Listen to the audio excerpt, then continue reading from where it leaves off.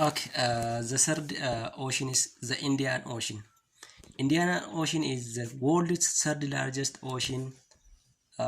It has an area of 68,566 kilometer square. Garbi guddaa Hindii kun immoo garba addunyaa guddaa sadaffaa jedhamee beekama. Bal'ina yookaan immoo kutaa square kiiloomeetirii miliyoona 68,566 qaba. It is located the area between Africa, the Southern Ocean, Asia and Australia. Kan inni argamu gidduu Afrikaa, gidduu galaana kibbaa, gidduu ardii Asia fi gidduu Australiyaatti argama. The Indian Ocean has an average depth of 3,963 meter. Garbi kun giddu galeessaan gadi fageenya meetira 3,963 meetirii qaba. Its deepest point is at the Java Trench or Sunda Double Trench. Akkuma Atlantic Ocean, akkuma Pacific Ocean, Indian Ocean kunis bakka addaa bakka gadi fageenya guddaa qaba. Bakki gadi fageenya guddaan kun Java Trench or Sunda Trench jedhama. So the maximum depth of this trench is 7,258 meter. Kana bakki gadi fageenya guddaa isaa kun meetira 7,258 meetirii fagaata. The waters of the Indian Ocean also include parts of adjacent water bodies such as the Andaman, Arabian, Flores, Java, the Red Sea, as well as the Bay of Bengal, Great Australian Bight, Gulf of Aden, Gulf of Oman, Mozambique Canal, the Persian Gulf. Walumaa galatti garbi guddaa Hindii kun immoo qaamoleewwan bishaan garaagaraa of keessaa qaba. Fakkeenyaaf Andaamaan kan jedhaman, Arabiyaan, Flores, Java. Fakkeenyaaf galaanni diimaan inni Itoophiyaa Eertiraa daangessullee asitti argama. Great Australian Bight, Gulf of Aden fakkeenyaaf galoo galaana Eden, Gulf of Oman galoo galaana Oman, Mozambique Canal fakkeenyaaf Mozambikiin biyya kibba baha Afrikaatti argamtudha. Persian Gulf. These are what the water bodies yookaan immoo jalawwan bishaanii garba guddaa Hindii keessatti warra argaman jechuudha. The Indian Ocean is known for causing the monsoon weather patterns that dominate much of Southeast Asia, for having waters that have been historical checkpoints. Garbi guddaa Hindiin kuni irra caalaatti kan inni dhiibbaa guddaa godhu keessumatti qilleensa baramaa monsoon tiif gahee guddaa qaba. Qilleensa baramaa monsoon jechuun qilleensa baramaa keessumatti naannoo kibbaaf kibba baha Eeshiyaatti bal'inaan beekamudha. And especially this area is known in the world by the production of wheat, rice dhaan beekama. Rice jechuun ruusiidha. Ruusiin immoo yeroo baay'ee bishaan baay'ee jaallatti yookaan immoo lafa caffaa hedduu jaallata. Kanaaf naannoon kun naannoo rooba abbaandentii yookaan immoo rooba cimaa waan qabuuf bal'inaan naannoo kanatti gosti wiizarii yookaan immoo qilleensa baramaa beekamu. Qilleensa baramaa monsuun jedhama. Qilleensi baramaa monsuun kan originiin isaa yookaan maddi isaa garba guddaa Hindii kanarraa jechuudha. Also Ethiopia receives especially the autumn and the spring rainfall especially from the Indian Ocean. Akkuma kana Itoophiyaanis keessumatti rooba waqtii arfaasaa fi birraa kan isheen bal'inaan argattu keessumatti garba guddaa kanarraa ta'uu isaati. The fourth ocean is the Southern Ocean. Oceaniin inni arfaffaan yookaan immoo garbi arfaffaan garba kibbaa jedhama. Southern Ocean is the world's newest and fourth largest ocean. Garbi kun duratti yeroo dhiyoon duratti garboota gurguddaa 4 jedhamaa turani. Amma garuu garbi kun garba haaraareef dhiyeenya kan naannoo bara 2000tti yookaan waggoota 15 dura kan dabalamedha. Innis garba kibbaa jedhama. Garba kibbaa yookaan Southern Ocean jedhama. In the spring of 2000, the International Hydrogeographic Organization decided to delimit it as the fifth ocean. Kanaaf garbi kun garba shanaffaa jedhamee kan inni murteeffame birraa bara 2000tti hundeeffame jechuudha. Kan yeroo dhiyoote jechuudha. In doing so, boundaries were taken from Pacific, Atlantic and Indian Oceans. Garbi kun gaa boundary yookaan immoo daangaasaa kan inni irraa qooddatee garba kibbaa jedhamee moggaafame. Tokkoffaa garba Atlantic, lammaffaa garba guddaa Hindii, inni sadaffaan immoo garba guddaa Pacific irraa qooddate garba kibbaa yookaan immoo Southern Ocean jedhamee hundeeffame. Southern Ocean extends from coast of Antarctica to 60 degrees south latitude. Kun walumaa galatti kan inni argamu dagalee digirii 60 kibba irra jira. It has total area of around 20,327 kilometer square and an average depth ranging from 4,000 to 5,000 meter. Kun walumaa galatti total area naannoo miliyoona 20,327 bal'ina qaba kiiloomeetira skeeriidhaan. Gadi fageenya giddu galeessaan meetira 4,000 hamma 5,000 qaba. The deepest point in the Southern Ocean is unnamed. Southern Ocean kana keessatti naannoon gadi fageenya guddaa qabu maqaan immoo gaafamne yookaan immoo hin kennamneefi. But it is the south of end of the South Sandwich Trench. Hin kennamneef garuu naannoon gadi fageenya guddaa qaba jedhamee yaadamu Sandwich Trench and has deeps of 7,235. Egaa naannoon gadi fageenya isaa hamma ammaatti hin daangoomne yookaan immoo murtoofne garuu naannoon gadi fageenya qabu jedhamee amanamu Sandwich Trench jedhama. Innis naannoo gadi fageenya meetira 7,235 meetirii qaba. The fifth ocean is the Arctic Ocean. The Arctic Ocean is the world's smallest ocean with an area of 40,056 kilometer square. Garbi kun immoo garba xiqqaa addunyaa jedhamee beekama. Bal'ina kutaa square kiiloomeetirii miliyoona 14,056 qaba. It lays in the area between Europe, Asia and North America. Kan inni argamu gidduu Awurooppaa, gidduu ardii Eeshiyaa fi gidduu ardii Ameerikaa kaabaatti yookaan immoo keessumatti around the North Pole. Most of its waters are north of the Arctic Circle. Harki caalaan qaama bishaan garba Arkitikii kana kan inni argamu Arctic Circle irraa gara kaabaatti. Its average depth is around 1,205 meter deep. The deepest point lays at the Nansen Basin or Central Basin and it is 4,665 meter deep. Egaa giddu galeessaanii naannoon gadi fageenya guddaa qaba jedhamu Nansen Basin jedhama yookaan immoo Central Basin yookaan yaa'insa walakkeessaa jedhama. Innis naannoo meetira 4,665 meetirii gadi fagaata. Throughout most of the year, much of the Arctic Ocean is covered by drifting polar ice peaks. Irra caalaa yookaan waggaa baay'ee irra caalaan bishaan Arctic Ocean yookaan immoo garba Arkitikii polar ice pack cabbiin bifa shiittiidhaan jechuudha yookaan immoo citeetu deema jechuudha. Citee deema. Kanaaf irra caalaan isaa bifa cabbiitiin jechuudha. Bifa cabbiitiin. Why? Because since this area is especially found in around the North Pole. Sababiin isaas bishaan kun naannoo bantii kaabaatti waan jiruuf naannoon kun immoo addunyaarra naannoo qorraa waan ta'eef bishaan isaa irra caalaan bifa maaliitiin jechuudha? Bifa cabbiitiin jechuudha. Bifa cabbii yookaan immoo tuullaa cabbiitiin. However, the Earth's climate changes. The polar regions are warming and much of the ice pack melts during the summer months. Garuu haa ta'u malee jijjiirama qilleensaa yeroo ammaa addunyaa irratti mul'achaa jiruun naannoon bantiilee kun ho'aa jiru jechuudha. Naannoon bantiilee ho'aa jiru. Kanaafiyyuu ice packing kun maal ta'a jedhe keessumatti yeroo waqtii ganna baqaa jira jechuudha. Yeroo waqtii ganna baqaa jira. The Northwest Passage and the Northern Sea Route have historically been important areas of trade and exploration. Keessumatti garri kaabaa fi garri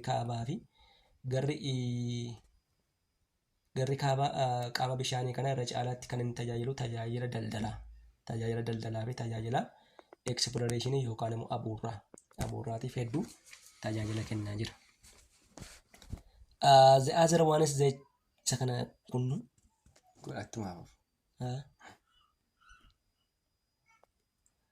Okay, 1.4 changing position of continents and oceans over geological times. Egaa oceaniin ardiileen maal godhu kallattii isaanii hin jijjiiru jenneera jalqabarratti sochii hin godhu yookaan muuvii hin godhu jenneera. Kanaaf through time the position of the continent is what changeable or position yookaan immoo bakki ardiilee position isaan qaban kun yeroodhaa gara yerootti maal ta'a hin jijjiirama jechuudha. The location of continents and oceans was not fixed. Kanaafiyyuu bakki argamaa fi bakki argama ardiileewwanii maal miti fixed miti jechuudha yookaan immoo daanga'aa miti. Daanga'aa miti. Due to plate movements. Kun immoo sababni isaa maal inni plate movements. Plate movements yookaan immoo sababa pileetonni sochii godhaniif. Sababa pileetonni sochii godhaniif bakki argama ardiilee maal miti dhaabbataa miti. The position of the continents and oceans has been changing several times. Kanaafiyyuu sababa kanarraa kan ka'e bakki argama ardiilee yeroodhaa gara yerootti maal ta'eera jijjiirameera jechuudha. We have seen the different changes in our past lessons. During the Triassic period of Mesozoic era, around 210 million years ago, the Earth's continents were joined together, forming one big continent called Pangaea, meaning Pangaea means the whole of Earth.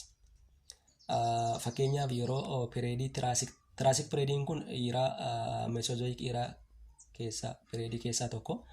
Keessumatti yeroo Triassic periodii kana waggoota miliyoona 210 darbanitti ardiileewwan hundaan bakka tokkotti dhufuu isaanii ibsa. Ardiileewwan bakka tokkotti walitti dhufan kun Pangaea jedhamu.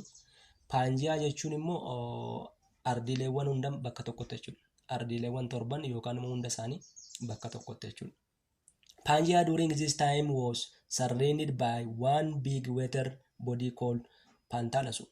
Yeroo kana Pangaeaan kun qaama bishaanii guddaa tokkoon sarreendii yookaan immoo marfamee ture. Qaamni bishaanii guddaan yeroo kana Pangaea kana marsee ture Pantalus yookaan Pantalasu jedhama. During this time, Laurasia was located around the equator. Yeroo kana Laurasiaan yookaan immoo Northern Pangaea. Qaamni Pangaea kana naannoo mudhii lafaa ture. Whereas Gondwana was located around the South Pole. Yeroo kana immoo Gondwanaan immoo naannoo bantii kibbaa ture.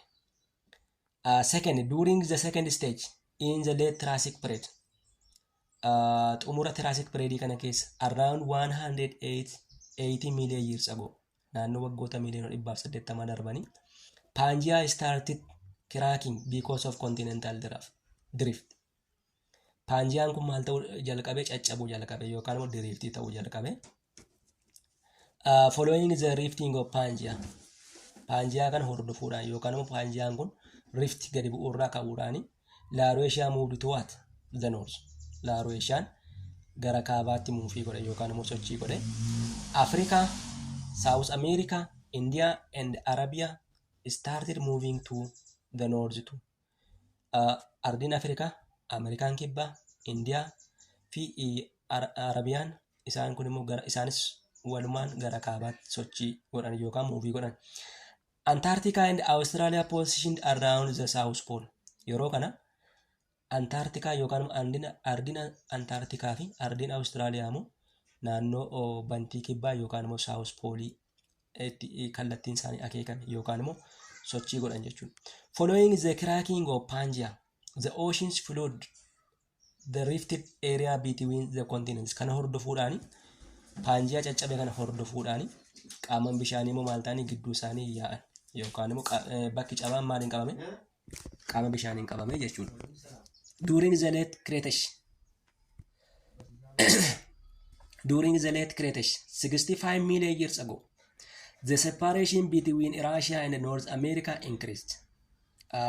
Late Cretaceous jechuun Cretaceous periodii Mesozoic era keessaa tokko naannoo waggoota miliyoona 65 darban separation yookaan addi bahiinsi Russia fi Amerikaa kaabaa gidduu ture. Russiaan ardii Aasiyaa fi Awurooppaa bakka tokkotti jechuudha. Kana gidduu addi bahiinsi tureera.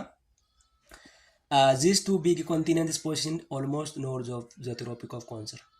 Ardiileewwan kun lamaan walumaa galatti mudhii lafaarraa gara kaabaatti yookaan immoo dagalee digirii 23 walakkaa kaabaa turani. Africa, South America, Arabia, India separated and positioned around the equator. Isaan kun immoo Afrikaan, Amerikaan kibbaa, Arabiyaa fi Hindiin immoo naannoo mudhii lafaa turan. Antarctica still placed at the South Pole. Yeroo kana Antarcticaan ammas naannoo bantii kibbaa ture. Since the cracks between the separating continents widened. Continent kiraakiin yookaan caccabiinsa ardiilee kana gidduu jiru bal'achaa waan deemeef. All the free areas were occupied by the Pacific, Atlantic, Arctic and the Southern Oceans. Kanaaf naannoon bakka duwwaa ta'e yookaan immoo naannoon lafa cabaa ta'e garba guddaa Pacific, garba guddaa Atlantic, garba guddaa Arctic fi garba kibbaatiin qabaman. After the separation of the Pangea, North America and Russia are positioned in the northern hemisphere. Erga Pangeaan addaan bahee xumuramee booda Amerikaan kaaba fi Iraashiyaan jechuun bakka tokkotti ardii Eeshiyaa fi Awurooppaa jenneerra isaan kun hemisfeera kaabaa keessatti lokeetii ta'an yookaan immoo agarsiifamanii. While India and Arabia joined Russia. Yeroo kan biyyi Hindii har'aa fi Arabiyaan har'aa kuni ardii Iraashiyaatti yookaan immoo Awurooppaa fi Eeshiyaatti dabalaman. Antarctica is still placed at the South Pole. The Atlantic Ocean covers the area between Africa, Russia and the two Americas. Yeroo kana garbi guddaa Atlantic kuni lafa gidduu Afrikaa jiru, lafa gidduu Awurooppaa jiru, akkuma kana immoo lafa gidduu Ameerikaawwan lamaan jiru qabate.